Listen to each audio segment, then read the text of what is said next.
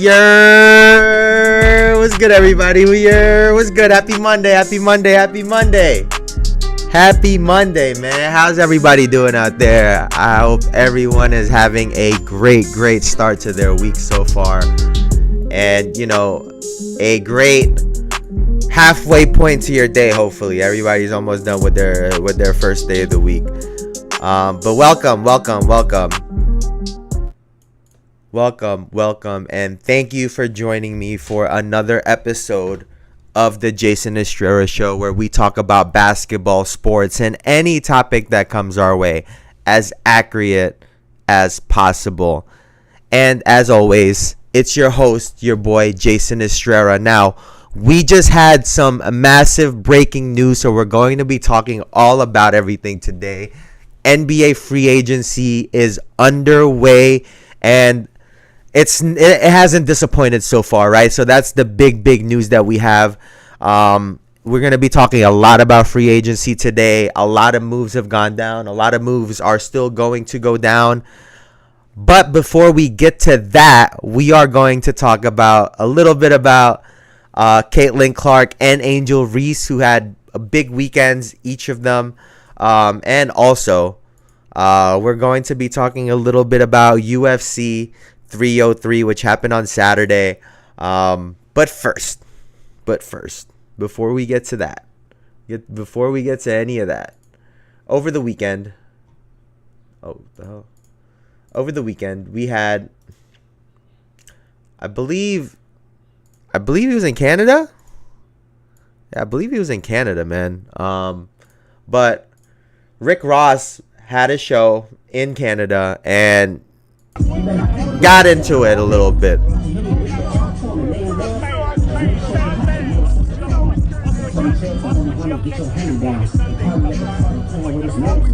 Bro. Wop. I'ma do my stuff.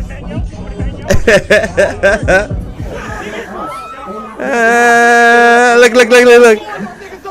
Wait, hold on. They need to get this man in the NBA, because the way he boxing out Rick Ross and playing defense, they might need him in the league, man. I'm just saying. Rick Ross feels safe as fuck right now. I'm not gonna lie to you. Look at this shit. You know, I read a lot of, read a lot of comments talking about, Canada not like that and da-da-da. Well, apparently, according to this video, they are. And let's be honest, right? Rick Ross has been in this game for a minute. He's been in this game for a minute, right? He was a part of this little beef that was going on, obviously. And you gotta know, you thought they were gonna be happy about you playing not like us in Canada? Come on, man. You gotta be more aware than that, Rick. You have to be way more aware than that. Not only to be aware of that, but alright, play it. Go ahead and play it. To walk through the crowd after you play it is stupid. Why the fuck wouldn't you just exit? Like what? Why would you go that way? Why didn't you have something? Like, you weren't expecting them to have a problem with it? Fuck them liking Drake or not. A part of it was Kendrick saying fuck Canada to an extent. We don't want the Canadian motherfucker doing all that shit over here. You gotta be smarter than that, Rick. You can't put yourself in that position, man. And listen. Great song. Great song. You got some boys over there playing defense for you, which is great. But like, what?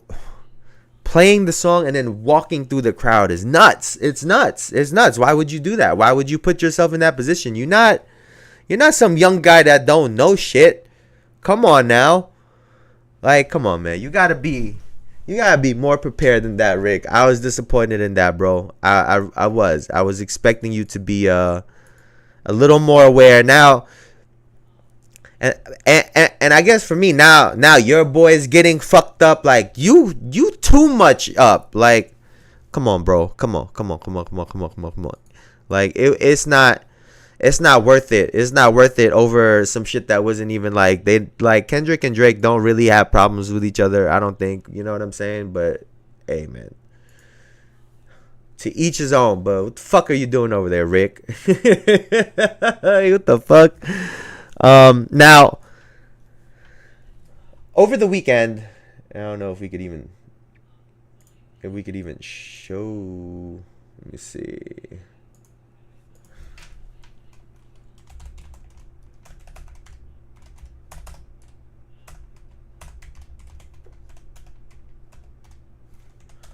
Let's see if they have it here. I don't think they have it here.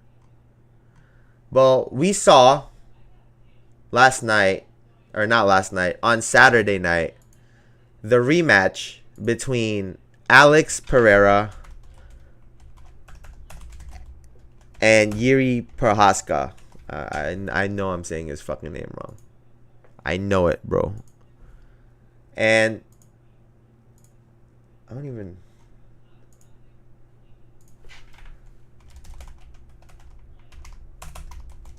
Let me see. Let me get a recap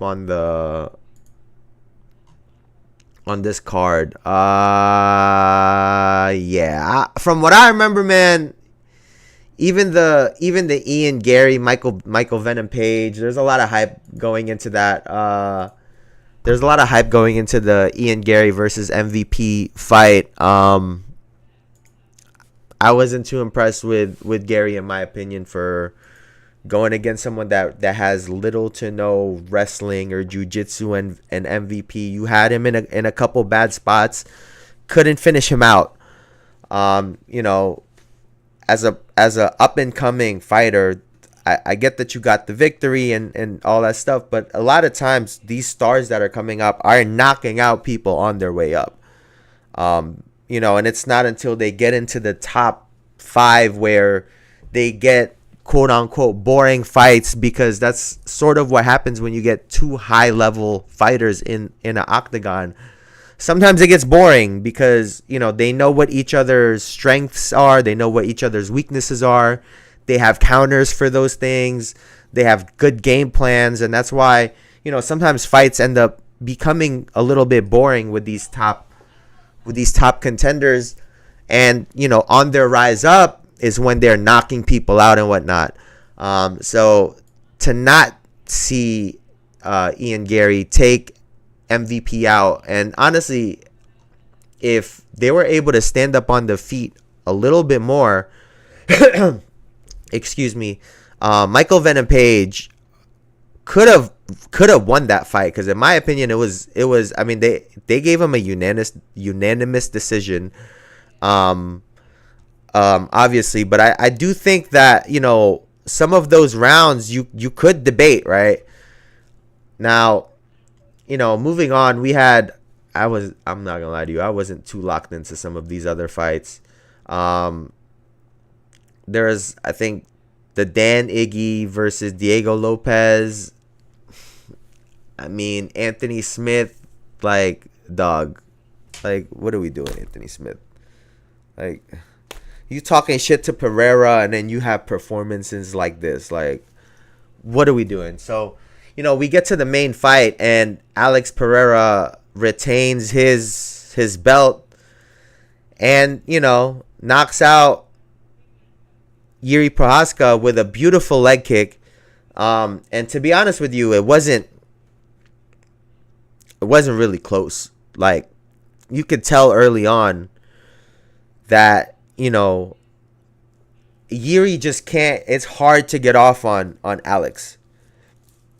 He has, you know, there's a lot of people with length and size, right? But they always say, oh, they use it well. But he, in my opinion, just does a really, really great job of maintaining height and covering ground while standing pretty upright. he neutralizes people's leg kicks by being so upright because he can get out of range very easily. And then you're in constant fear of his leg kick. And they kept talking about it. His jab was just working all night. It was like a sniper. Didn't matter if Yuri was trying to slip the jab. Like it didn't matter. He was catching him with it, and it was hurting him. And a knockdown to end the first round, and then immediately knocks him out to start the second round. Yeah, this Alex Pereira, he's a bad dude, bro. Like and obviously the game plan would be to wrestle and try to take him to the ground, but let's be honest, you have to get to him first, right? And if in this time with Glover Teixeira, he's been building a wrestling defense and a jiu-jitsu defense that's enough to get back to his feet, right? He doesn't have to be no wrestler or a jiu-jitsu guy. He just needs to be able to defend and get back to his feet. And someone like Alex, who has a great leg kick, has the high kick obviously is what put Yuri down, has knees and elbows. He has so many weapons that can counter a wrestler trying to come in, because if you get close and he can get elbows off on you, if he can keep you at bay with his leg kicks, and he has a knee that comes up the middle, there's just so much to look out for. And you have to come up with a game plan just to get to him, and then after that getting him down, and then so on and so forth. Which brings me to this next part, which is let Alex Pereira go for triple champ. And I know Dana White had even mentioned it, and he'd kind of briefly spoken about it, about hearing that noise, right? And it would be really, really great to see this man go up against Jon Jones. It would be phenomenal. It would be phenomenal. I think it's the biggest fight that they could put out. And I really think that, because Jon Jones is a champion, and he has so much history, so much lore, I guess you could call the fandom. He has old fans, new fans. A lot of people consider Jon Jones the greatest. All of these things, right? With the Alex Pereira story, having the victories that he's had in the 2 years, 3 years that he's been in the UFC, the Izzy storyline, going up to light heavyweight, Yuri the first time, Jamal Hill, Yuri, like the way he's knocked people out. There is no story to write if you're the UFC. This is the most free bag that they can get. They don't have to strain themselves to come up with some kind of storyline, start narratives, create something. They don't have to fabricate shit. It's right there on their lap. And what seems to be the issue is Jon Jones. Like, that really... You could call it the injury, but he is so stuck on this idea of Stipe Miocic for, basically for, here, let me get this right here. He wants this fight for, it's a legacy fight, right? But that's all it is. It's nothing more than that. It's a legacy fight with a guy that's old just like him. And I don't know if this is true or not. This could be a rumor, but he had said something along the lines of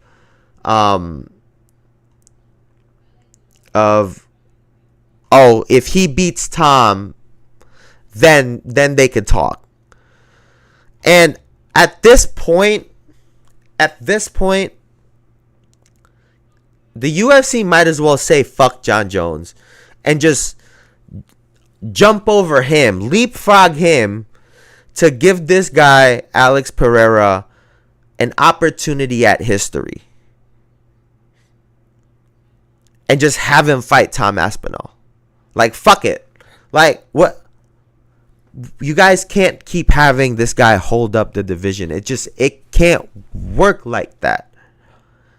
And so much time passes when you have guys that are fighting and willing to fight. You know, Alex said it. He's 37. He doesn't know how much longer he's going to fight. Give him the opportunity. Fuck it.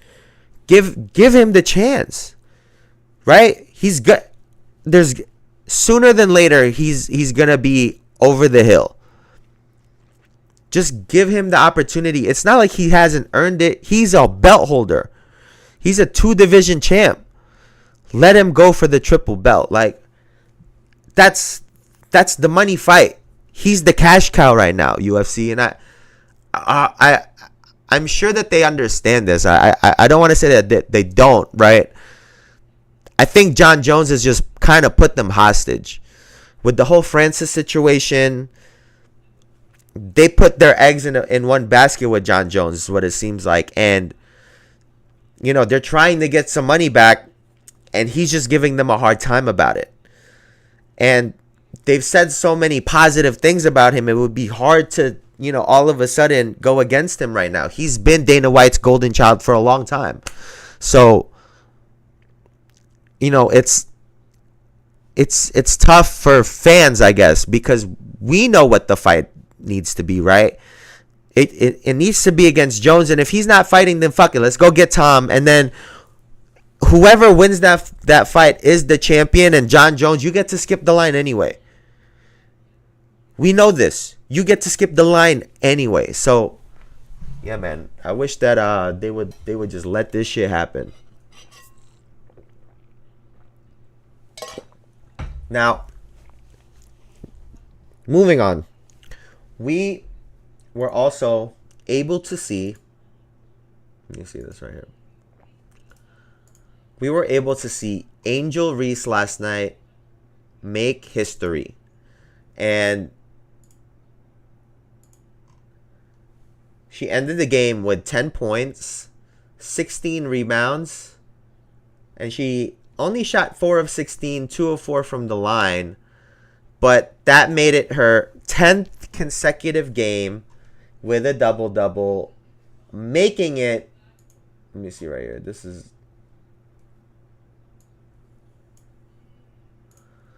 giving her the record, and that's phenomenal. That is some good work right there, man. That is some good work for the amount of hype that's come in behind Caitlin Clark. I've been saying that Reese has been doing her thing. She's been playing great. But they did lose to the Minnesota Lynx last night, 70-62, and it came behind Kayla McBride, who had 16 points and went 3 of 7. And what is this? 3 of 7 from the field, 2 of 6 from 3, 8 of 8 from the line, to go along with 5 assists and 2 steals. And Nafisha Collier had 13 points with 11 rebounds and 6 assists and 4 steals. Oh, and 3 block shots. Sheesh. 5 of 13 from the field, 3 of 4 from the free throw line. And for the Sky, Kennedy Carter also added in 15 points with 2 steals, 3 assists, and 4 rebounds, and she went 7 of 17 from the field. So let's take a look at how this actually let's take a look at how this took place.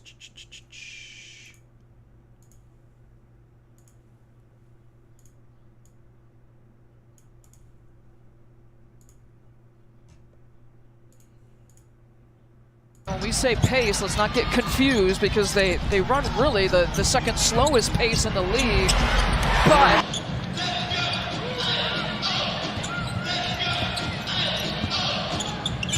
Mabry mixes up another bucket. She's got 5 here to lead the Lynx here early.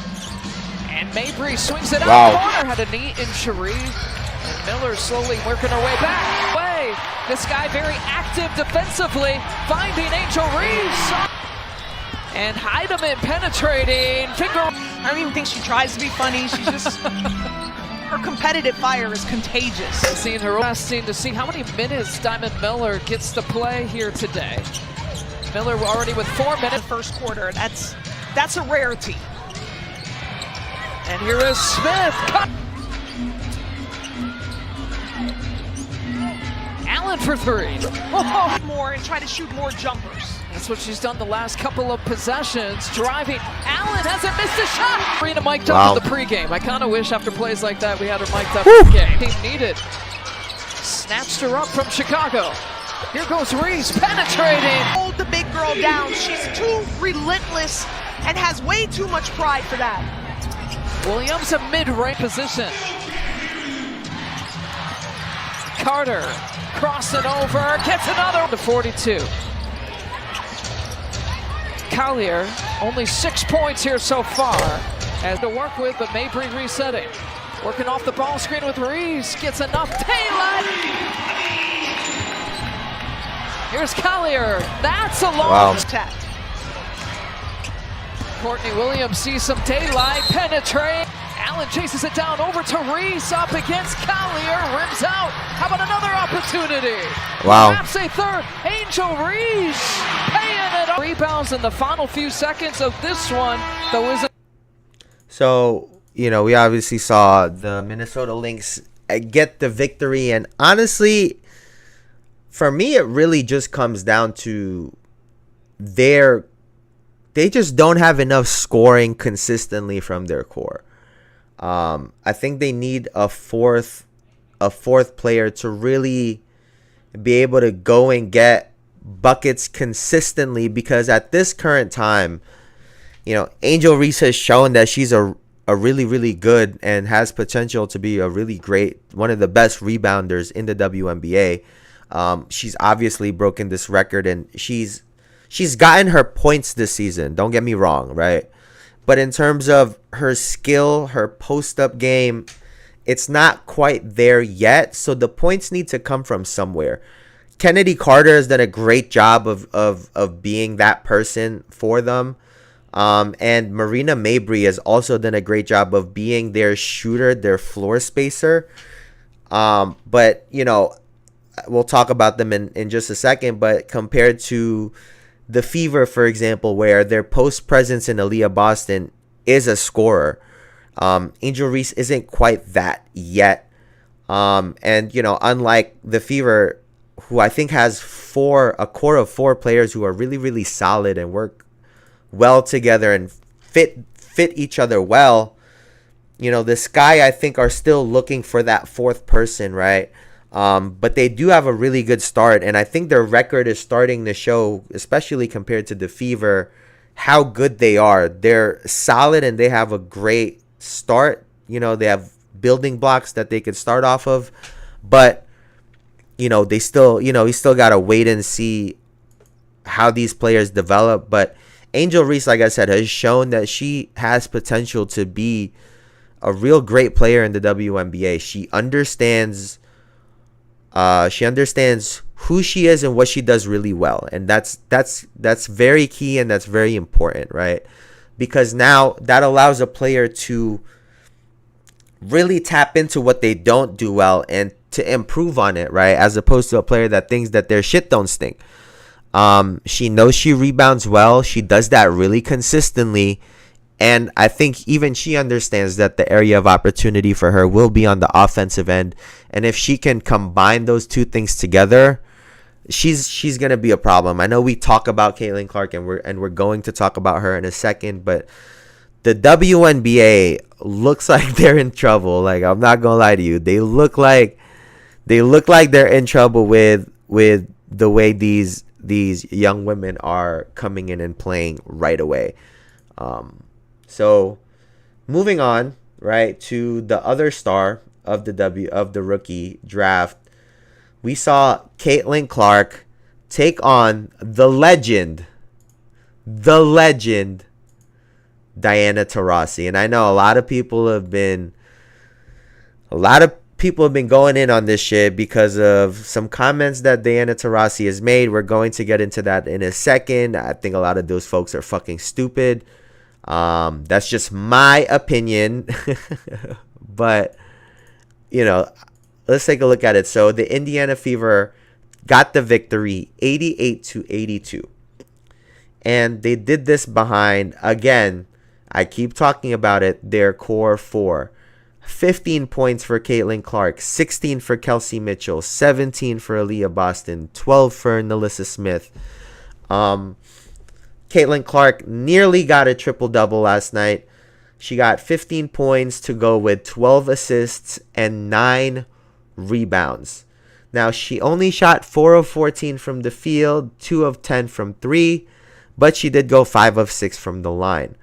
Now, Aaliyah Boston, who has just been so consistent for them, 17 points, 8 rebounds, 4 assists, 6 of 9 from the field, 1 of 1 from 3, 4 of 6 from the line. And we saw Nalissa Smith go and get 15 boards to go with her 12 points, a block shot, and 2 steals, really being that just fucking things up for the other team is what it really is. Because on offense, you know, she's such a big body that can drive to the basket and get into the paint and get buckets. And then she just crashes the boards really well. And then Kelsey Mitchell has been such a consistent player for them off the bounce, getting buckets, getting to her spots. So let's take a look at how this game turned out.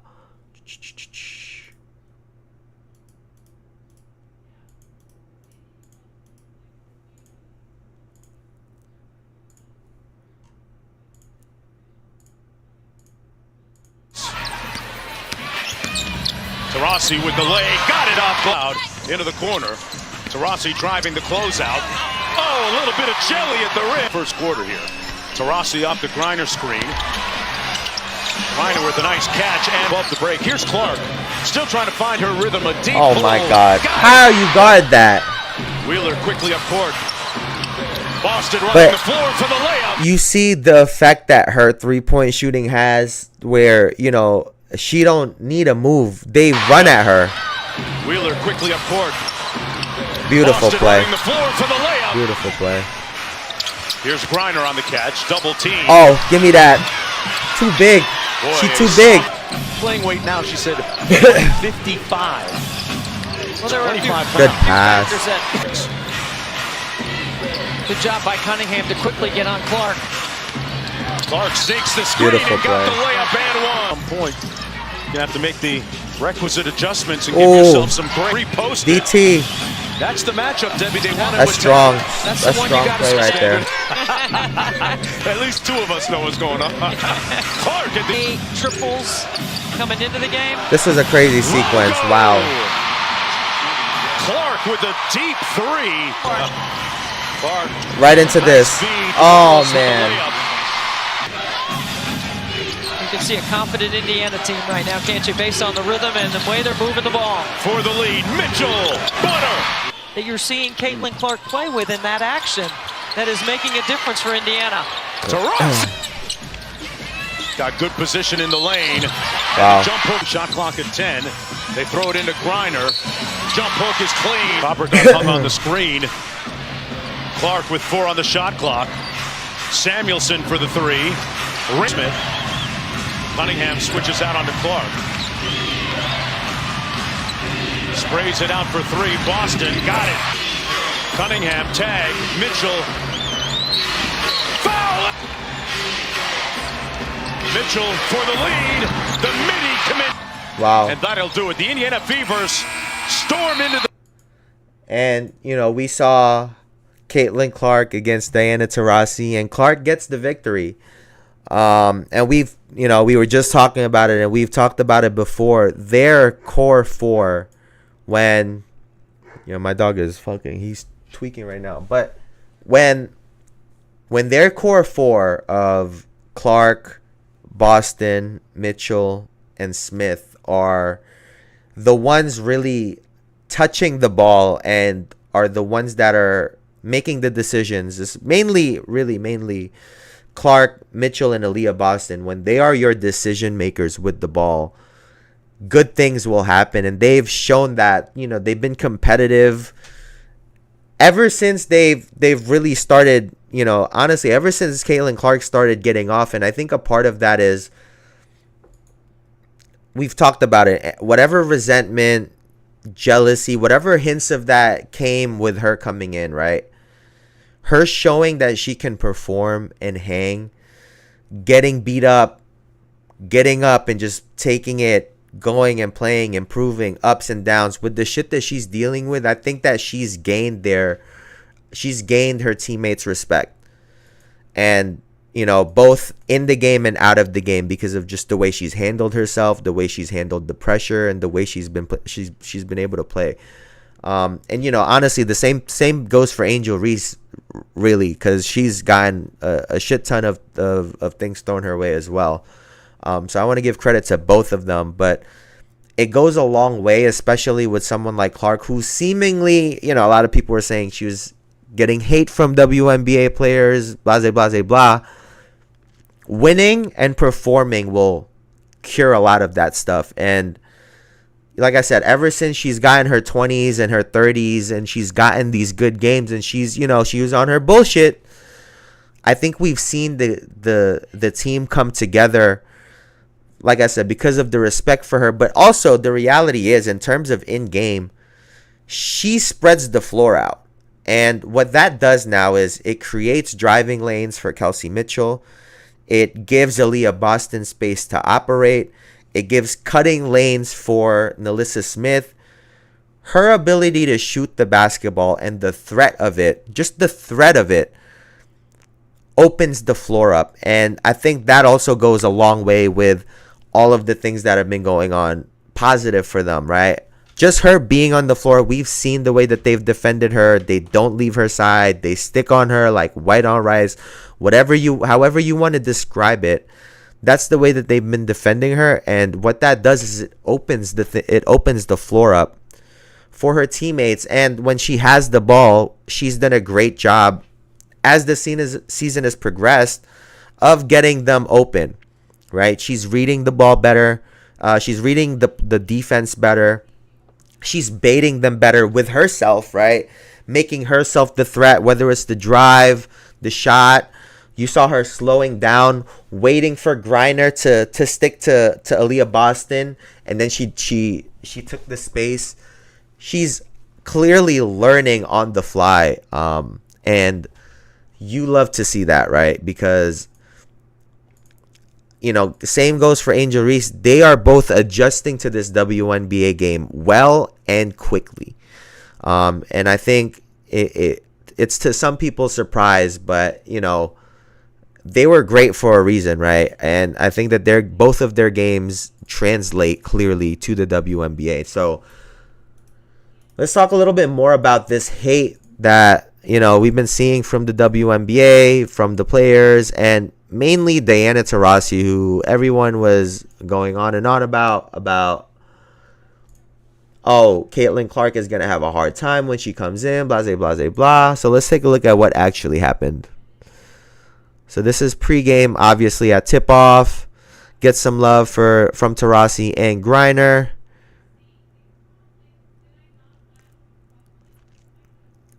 And then this was them during the game, having a chat.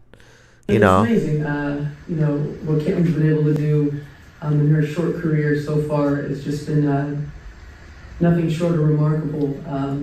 And, you know, the one thing that I really love about her, she loves the game. You can tell she's put the work in.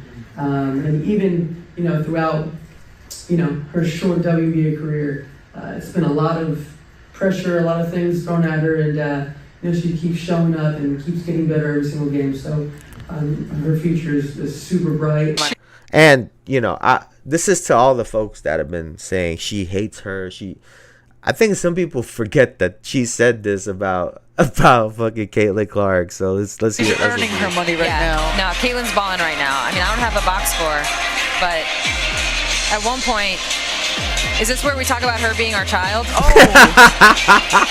All right, I'm going to let you deal with it. You're the mom. This is our So firstborn, Caitlin Clark. As you can see, she has the passing ability of Shoshana Bird.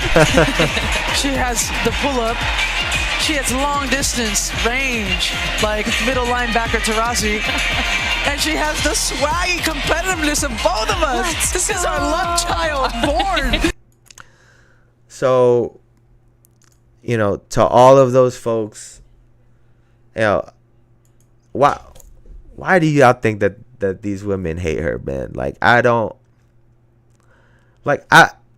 understand. And, you know, there was news of, you know, Caitlyn said that she hasn't gotten any advice from veterans or anything like that. And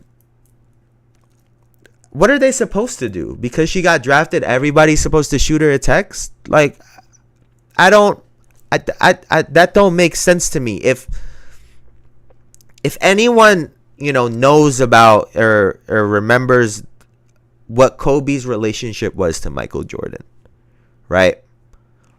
The reason that they had a relationship was because Kobe was under Phil Jackson.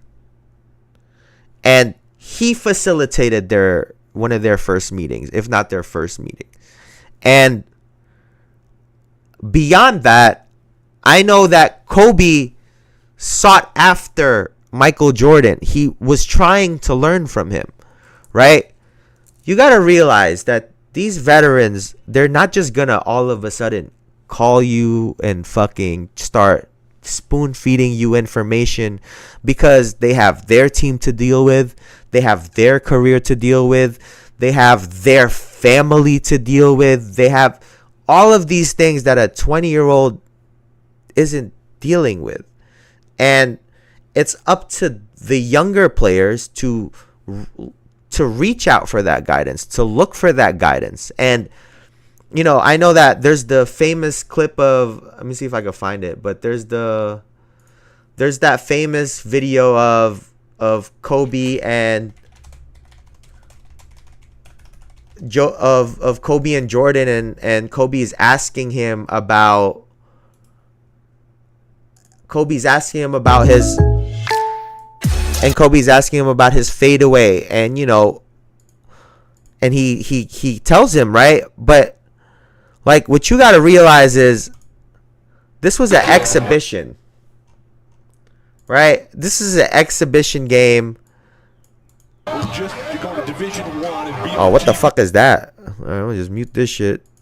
But let's see if this sounds crazy. Try to isolate ourselves away from the rest of the play. No, we're not doing that. But, you know, that relationship really stemmed from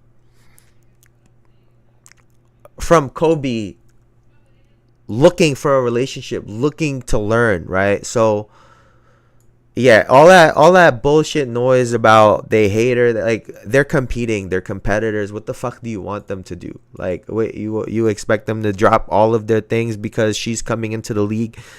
Like, I don't get what people expect, right? I don't understand it. I'm sure if she called, they would pick up the phone. Like, I have no doubt in my mind, because there's no reason for them not to. But yeah, that's just how that shit shakes out. Now, what I really wanted to talk about is, with last night's victory, let me see. The Indiana Fever, who at one point was last and then 11th, are now 8th in the WNBA. They are 6-4 in their last 10. And, you know, they are now above even the Chicago Sky, who are at 6-11. And, you know, we've talked about it before, right? Their core has been really solid. They've mixed together really well. Really, right now, it's a matter of defense, and what they're really going to struggle with moving forward is defending bigs from other teams, like a Breanna Stewart, like an Aja Wilson. Or, you know, you go up against a Connecticut Suns team that's been really dominant. You know, these are going to be the problems that they're going to run into. Teams that have size, And honestly, the only way that they're really going to stand a chance is with spreading the floor out with Caitlin, right? Pulling out their bigs so that they can play behind them and get open space. So kudos to this team. I know they've been talking about Christy Sides being on the hot seat. I think clearly she's doing her part. They've been playing much, much better as the season has progressed. And you know, you got to give kudos to the players, man. They're doing a phenomenal job over there in Indiana. It's way beyond just hype at this point. They're performing, and they're performing well as a unit. And when you have them moving the ball, all four of those players are touching the ball consistently, possession to possession, good things will happen on offense. Now the defensive side is going to be a whole nother thing, but they've done enough to win a decent amount of games. So we'll just pay attention to them moving forward. And now this brings us to NBA free agency. Because what in the actual fuck is going on? Paul George is reportedly, let me see this shit. He is reportedly signing a 4-year, what is this? A 4-year, $212 million deal. Now,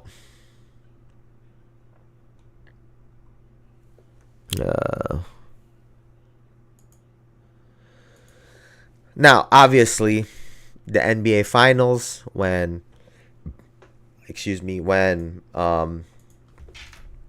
Embiid gave Paul George the side eye, obviously that was all of your bad. That was news, right? And to see us get here, right, is fucking hilarious to me.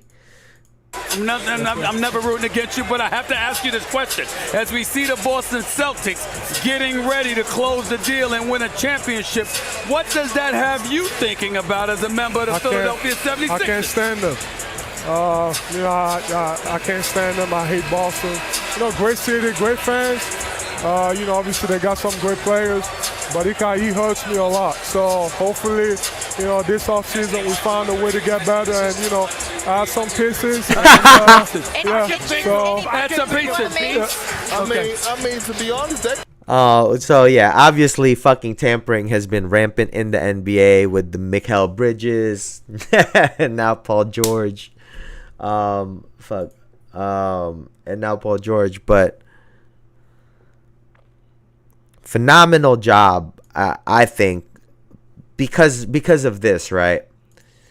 I get that Paul George is older, and I know some folks are going to be mad at the contract. The real problem, in my opinion, on the Clippers was Kawhi Leonard's inability to stay healthy and get on the floor. Because I think Paul George's style of play, even his personality, right? He's this laid back, mild mannered. Everything is cool, smooth. Like, he's, you know what I'm saying? He's that type of player. And sometimes you just look at him and he'll play and sometimes, fuck, I wish he could have been more aggressive. Sometimes, like, he has those games, right? And then he's also potential for 25, 30 plus. Now you put him in a position where he's a third option realistically. I know they got him second in that. He's realistically a third option that can slide into a second option when he needs to. Joel Embiid is obviously the man in that city and the man of that team.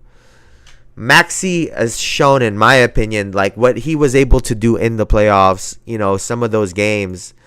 He's a bucket. And when he's ultra aggressive, he causes a lot of problems. His speed, his jump shooting, his ability to get into the paint at will, he's a problem. And he can shoot really far, so he extends the defense, right? You put Paul George, who's an all-star, in this role now that can just fill in the gap, right? I'm going to play defense every night. I could facilitate to these two guys.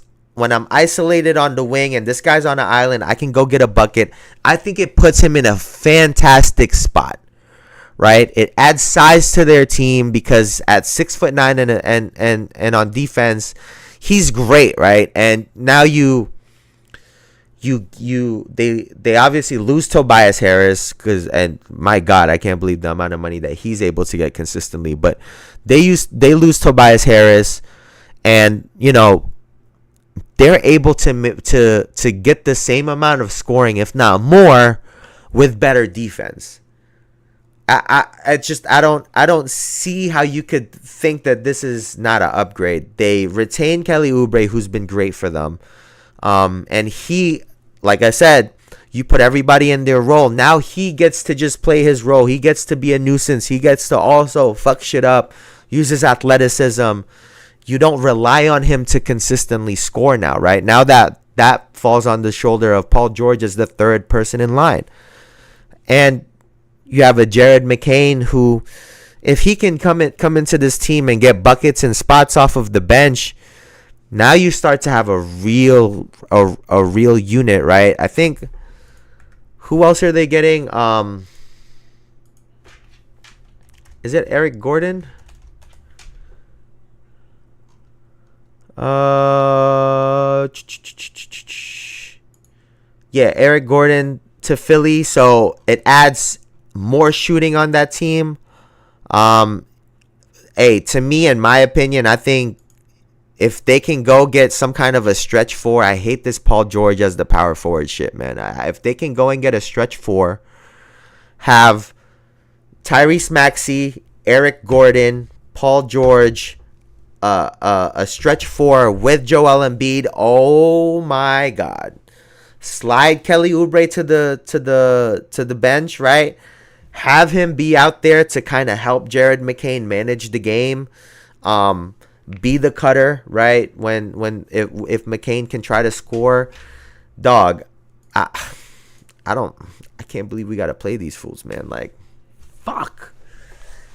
Like I said, it's great because I think you don't have this expectation of Paul George to be the man, and I think that is the best part in all of this. He gets to play his game. He likes to like what he likes to say. He likes to let the game come to him. Well, that's fine because you have two guys in Joel Embiid and Tyrese Maxey that need to be ultra aggressive, right? So if he's able to now fill in these gaps and fill in these little spots that they need, woo-wee! Fuck, man, this shit just got real fucking interesting, man. Like,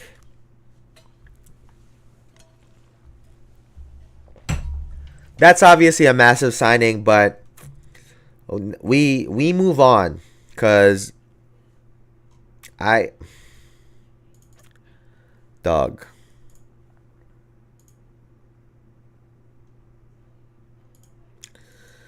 Klay Thompson is reportedly signing what is this deal, man?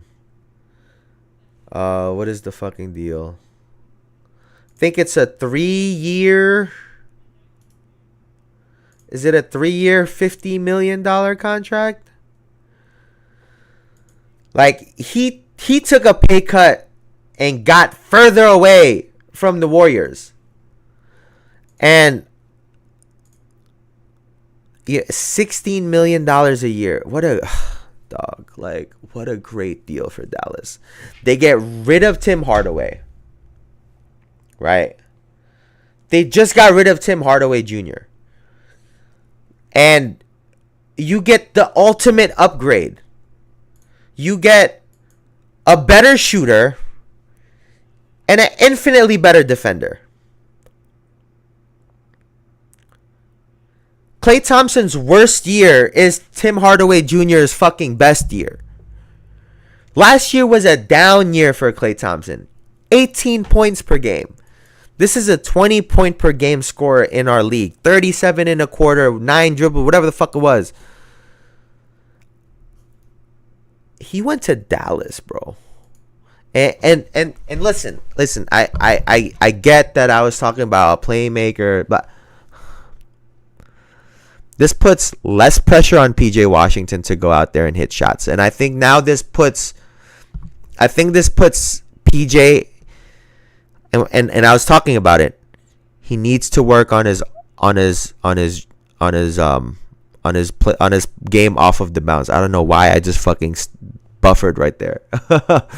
But he needs to work on his off the bounce game. If he can work on getting to the basket, using his size to get layups, draw fouls, post up a little bit. If he can develop that game, because, he's like a 34% three-point shooter. He's not a great three-point shooter. Less pressure on him. Klay Thompson loves to shoot. Man. That's tough. I hear all he went 0 for 10 in a game to go to the play. It don't fucking matter. This is Klay Thompson. And clearly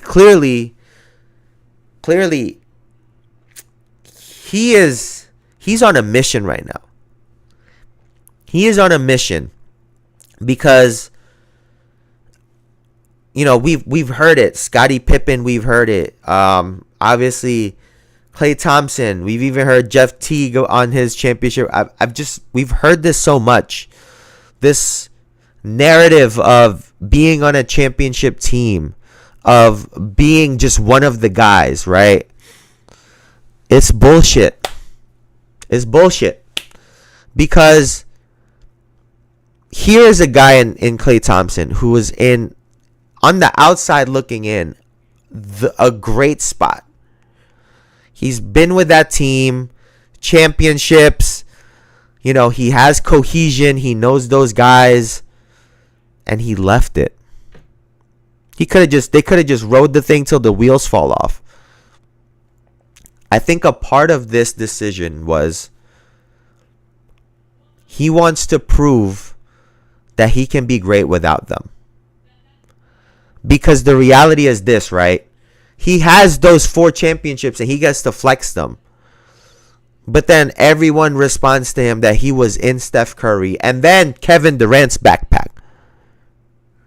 Right? So you can't win. You can't win because now they discredit you. You weren't able to show what it would look like if you were in a different situation. And now he wants to go prove that he can win without them and that he's great without them. So how great is that championship experience really? Let's talk about it.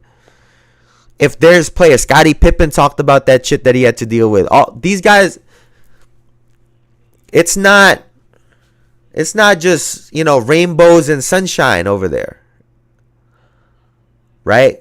Clearly, something happens to certain role players, or not, he's not a role player, but secondary guys where you could call it jealousy. Maybe they don't feel like they don't get the credit that they deserve. They weren't able to maximize themselves. And now we get a driven Klay Thompson on a team that just got bounced out of the NBA Finals. Championship pedigree. I mean, now you get him with Kyrie Irving, 2 guys that were at battle year after year. I mean, I can't wait to hear what they have to say about each other. And I could only imagine. I wish I could be a fly on the wall when they're talking shit about those championship runs. And for me, the question is, because we haven't seen it, right? How will Klay Thompson operate in an offense that isn't built around what he does well, right? The offense in Golden State Warriors was built around him and Steph Curry, right? We can't deny the Klay Thompson factor. The screens he comes off of, the plays that they have for him, situationals, where he's supposed to go immediately. how will he react in a different situation, right? He now has to play with a ball-dominant player in Luka Doncic. And, second in line is obviously Kyrie Irving. So, I know he's obviously dealt with this before, right? With Steph and Kevin Durant, but they weren't ball-dominant players. So, we'll see what happens moving. Can't believe they were able to pick him up. I can't believe that. Like, wow.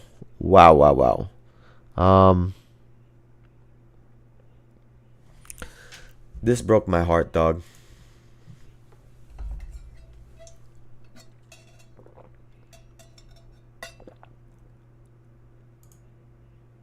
This broke my fucking heart.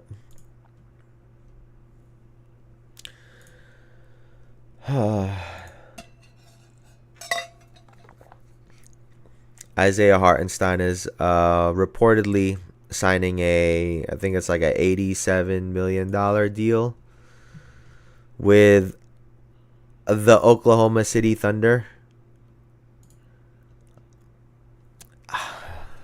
Man. And the tough part in this is it's not the fact that we didn't want him, right? I think they offered him $72.5 million over like 4 years, or I think it's 4 or 5 years. He's reportedly making pretty much double of what he would have made in that contract, and you can't blame him for that, if we're being honest. It puts him in a great spot because an energy guy, offensive and defensive rebounds, crashes the boards, plays defense. Obviously Josh Hart saying you're dead to me, Zay. I never liked you anyways, but congrats on the bag. Josh Hart's a funny guy. A 3-year, $87 million deal. Wow. This is great for OKC because now it puts Chet Holmgren in his natural position of the power forward. I think there was times where he was sliding in in between those spots, and now he gets to, I think, live on the 3-point line a little bit more because you can't have both of them clogging up the lane. You need to be able to create space for Shea to get in there. So I think you're gonna see Chet Holmgren stretch the floor out more than he's been doing already. So it puts him in his natural position. I guess my only concern is where will the points come from, right? Because Isaiah Hartenstein isn't known for scoring and getting buckets. Chet is young. Jalen Williams is still he's still developing, right? Shea is obviously MVP caliber. Alex Caruso, whoa, chill out, Milo, chill out, Bubs.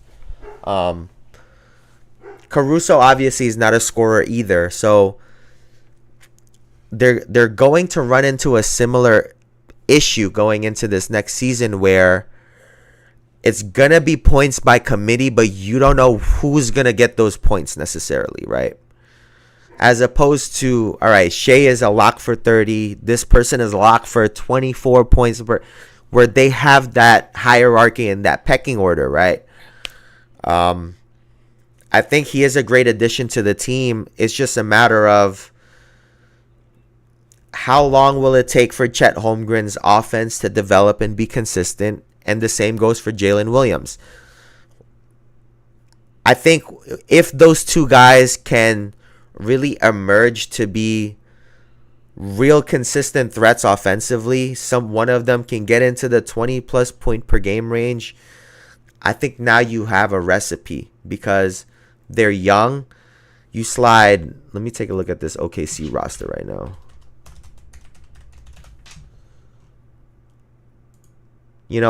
Oh yeah, the other Jalen Williams, you get to slide him down to I guess the thing I keep saying is you start putting players in their right position, and all this bullshit about positionless basketball, it's nonsense. it's nonsense. Because Chet Holmgren is a 4. He's not supposed to be living in the paint, trying to get all these boards. Yes, he's a threat on defense and getting blocks, but now if you're expecting him to do these things on defense, on the offensive end, setting picks, like, you need him to be able to go and develop his scoring, because he can go and get buckets. And, you got to put guys in their natural position. For too long, this stretch 4 shit has now forced small forwards to slide to the power forward position now, right? Everyone's shooting threes. But now you have a guy in Chet who can stretch the floor and also put the ball on the ground, right? And kind of negate the physicality by being on the move. So, yeah, I think this puts them in a great spot. Like I said, if Chet can emerge as a scorer for this team and they can consistently go and get buckets, they get to be a really, really scary team, right? I'm hurt, dog. I'm hurt. I really wanted Isaiah Hartenstein to stay with us, man. Like, we've gotten our wing and our guards. Now we have a problem with the bigs. It's just call it what it is, right? We have a problem with the bigs moving forward, and we'll see how that impacts us. Because now if a Mitchell Robinson and a Randall gets in foul trouble, what the fuck do we do? Right? Have Josh Hart playing the power forward again. Like, get the fuck out of here, man. God damn it. Shit. But hey, let's talk about another signing over here. It's just all free agency shit right now, man. And we saw, DeJounte Murray. The Hawks are trading DeJounte Murray for Larry Nance Jr., Dyson Daniels, and 2 first-round picks. And this had happened, a couple days ago. And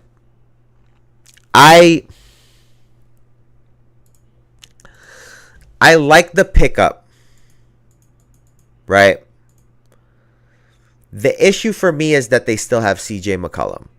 And it's a lot of they've both do very similar things, and they're both undersized. So now you take Murray, who was in a similar situation with Trae Young, and put him on the Pelicans and throw him in another similar situation. Now, I like them getting younger. I do think that they should move CJ.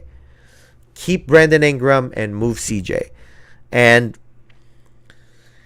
it creates a similar dynamic, but I think you get a DeJounte Murray who's a little bit more aggressive than a CJ McCollum. We saw what Zion was able to do when he's healthy last year. And up until him going out of that play-in game, it looked like they were going to face the Denver Nuggets in the first round. But we obviously saw what happened at the end of that. And I do feel like the Pelicans have to shake things up. They've kind of been steady at this one spot. They kind of remind me of the Atlanta Hawks in like the 2010s, or is that like the late 2000s, where they had Joe Johnson, Al Horford, Josh Smith, where they were just consistently middle of the pack. They could beat one of the best teams in the league on a given day, but they could also lose to one of the worst teams on any given day. Like, they got good, talented players, but just nothing ever jumped off of the page, right? At least from them as a group. And obviously we have to see how these guys play together. But to me, even if you get rid of CJ, it's the same makeup, right? Is the same car, different color, right? Is kind of what it feels like to me. Is Murray an upgrade to CJ? I want to say yeah, but you do have the leadership, the experience of CJ, but you have the youth and the talent of Murray. But I don't know, because personally, I think Pelicans need a lot of they need shooting right now. And I don't know if Murray fixes that for them, right? So, yeah, man. Hey, and then we get to some older folks now. Some of the older statesmen of the league. Now, what's the deal looking like for this? Let's see. But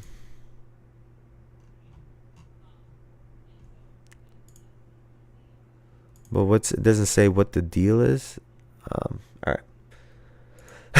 So Chris Paul is reportedly set to sign with the San Antonio Spurs to pair up with Wemby. I'm not gonna lie to you. I think this makes the Rob Dillingham blunder even worse, because he could have been in a similar situation as Rob Dillingham is in Minnesota. He gets to learn under Mike Conley, and he could have learned under Chris Paul. Like, who's better to learn under than Chris Paul?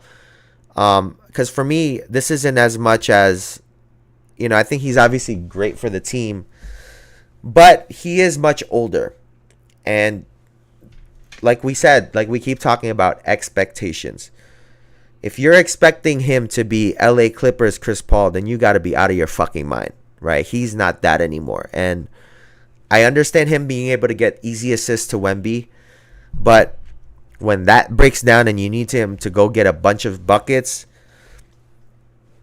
he's not the Chris Paul that he used to be. So I do think that it's important for them to have a young guy to come in and change the pace up, and also do something differently from what Chris Paul does, right? And obviously, I think this is great for Wemby, picking Chris Paul's mind, one of the smartest NBA players that we've ever seen. All of the little details, right? We talk about little details, killing clock, situationals. I think he can teach them that. So I also think it's funny how the Chicago Bulls had made an offer to the Golden State Warriors in a deal that included Andrew Wiggins and Chris Paul. For the Warriors to say no to that deal and then waive Chris Paul, like, we really do not want Zach LaVine. And we'll talk about that in a second as well too, of just contracts, right? But I do think that this is a solid pickup for the Spurs. I'm not going to say this is some monumental pickup that'll change their lives, but I do think it'll go a long way because of the knowledge that he can give them, right? He'll add a lot of value to this team that will not show up on the stat sheet. So I do think that that's a good pickup for them. Now,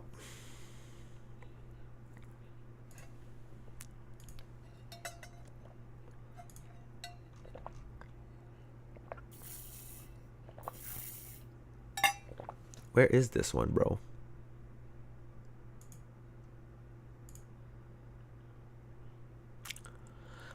Well, in other news, Russell Westbrook, who had picked up his $4 million player option to go back to the Denver Nuggets, to go back to the LA Clippers, is reportedly, the Denver Nuggets are reportedly very interested in him, and this is also coming from Jokic. Now, I know that they had just lost KCP to the Orlando Magic. Congrats to him on getting paid. So obviously, Russ does not solve their shooting problem, right? But what I was saying was, I think that the Denver Nuggets need a player that can change the pace for them. Reggie Jackson is more of a half-court, one-on-one ISO type of player. And Russell Westbrook is someone that could push the pace, use his athleticism, make offense off of defense, pair him with like a Aaron Gordon, Michael Porter Jr., and then, if they had another shooter in there, it could have really worked well. and they could run the floor, right? So I see why they want to get him, and obviously he's going to end up playing minutes behind Jamal Murray, which is good because if Russ is getting turnovers, offensive fouls or whatnot, you can take him out of the game really quick because you have a Reggie Jackson and you have a Jamal Murray. But that does not solve their problem of 3-point shooting, because as we've seen, he ended up on the LA Lakers. They were expecting him to go and shoot a bunch of 3-pointers, or not that they were expecting, but fans for whatever reason were expecting him to go and hit a bunch of 3-pointers, and that's not what he does, right? So really depends on the expectations, which is kind of what we've been going over and over about this whole episode. But his ability to drive, be a nuisance, get boards, get assists, I do think it can help the Denver Nuggets in spurts, right? You just let him go, give him a green light, go and fuck shit up, right? But I think the story lately is how these teams are managing expectations, right? What we've seen in a lot of years is they sign these players expecting them to play a role that they've never played before, right? Being a number one option player on a team goes beyond just scoring a bunch of points. The offense has to run through you. You got to do all the media shit. It goes far beyond that stuff, right? And, with the Paul George signing, with the Klay Thompson signing, with all of these players going in these places that already have a 1 and a 2 option established, I think puts these guys in really great spots. A Klay Thompson that struggled this past year, putting him in a situation where you're not requiring him to go and score 22 to 25 points a game, right? He can live at 18 to 20 and, really hone in on being efficient at shooting. And we know he's a 40% 3-point shooter. Paul George, who we've seen him be all-star, even MVP caliber in certain years, but we've also seen him shit the bed. You put him in a position now where he doesn't have to be the main guy. He doesn't even have to be the second main guy. He can comfortably be in that third option, rise up to a second option if he's hot. It's putting everyone in their right place, and hopefully these teams have the correct expectations, right? You put these guys in spots where they're successful. Like I said, I think the Philadelphia 76ers, for example, Eric Gordon is a huge pickup. I'm going to say it again. Eric Gordon is a huge pickup. And if they can get a legitimate 4 that can stretch the floor, now all of a sudden you're dealing with a team that could potentially give the Boston Celtics some problems, right? Look at the New York Knicks. I think for us, we've signed a Mikal Bridges. We lose Hartenstein, but I think now the issue that we have moving forward is we're going to need some more shooting, right? And Dallas obviously just added shooting to them, right? It was a problem that they were having. Tim Hardaway Jr. wasn't consistent enough for them. You add one of the greatest 3-point shooters of all time that's hungry. Yeah, I think we're in. We had a great NBA season this past season, and this is shaping up to be another great one this year. We have, wow, and then we haven't even talked about the Milwaukee Bucks going into their second year, right? What adjustments they can make, how comfortable they will be. Giannis coming back healthy, John Morant coming back healthy. It's just, there's so much going on with the NBA right now. Got to be excited if you're a fan. But for now, that'll do it for me. It's been a great day. I'm gonna let y'all get back to what y'all were doing. Have a great rest of y'all Monday. Please like, comment, subscribe, all that good shit, because it does help the channel out. And as always, you could have been anywhere on the internet, but you're here with me, and I really appreciate you for that. So thank you for watching, man. Thank you. I will see y'all tomorrow. Let's see if some more shit breaks. See y'all tomorrow. Thanks for watching. Peace.